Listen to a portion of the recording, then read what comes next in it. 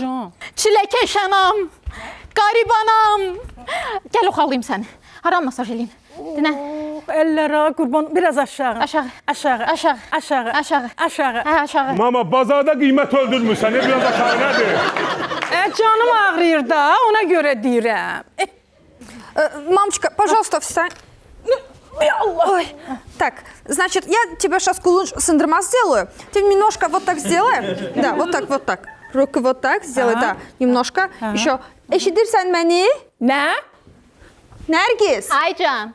Вот тебе дом. Мама.